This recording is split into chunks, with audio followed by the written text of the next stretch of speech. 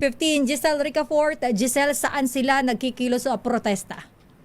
Oo, Sister L, dito sa Service Road ng Ross Boulevard sa Pasay City. Anumang minuto mula ngayon ay magsisimula na yung araw na kilis protesta ng pagkakaisa ng mga samahan ng Super at Operator Nationwide o Piston. Ayon kay Piston National Coordinator Cirilo Latoreno, kabilang sa mga bitbit nilang panawagan yung pagpapatigil sa no contact apprehension dahil sa hindi raw makatwirang multa ng MMDA. Sa liit daw ng kinikitaan ng mga jeepney driver, saan pa kaya sila kukuha ng pambayad para sa mga hindi naman sinasadyang violation.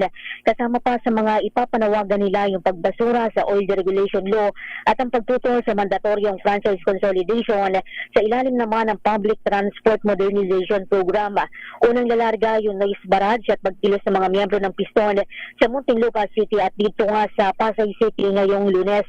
Bukas naman isasagawa yung pagkilos sa Caloocan, Hunyo 4 sa Pasay City at yung huling araw ay sa June 5 sa tapat yan ng tanggapan ng Department of Transportation.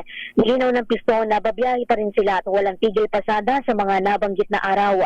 Bukod dito sa Capital Region, sabayang magsasagawa ng pagkilos sa mga miyembro ng grupo sa iba't ibang lalawigan, kabilang ang Baguio, Cebu, Iloilo at Bacolod. Pakinggan natin yung bahagi ng pauna nating panayam. Balik ko 5 taong praktisa doon sa UDNP. Pangalawa po, siyempre yung pagbasura ng Wilkinson Law. Pangatlo po natin, yung stop and cap na tutulan yung labis-labis na multa. Yung pangapat po natin, yung demerit point ng LTO na pag-kisaot ng aming mga lisensya. Naka 10 points. Ito si Giselle Ricafort para sa DZRH na sa Pilipinas, una sa Pilipino. Maraming salamat, Giselle.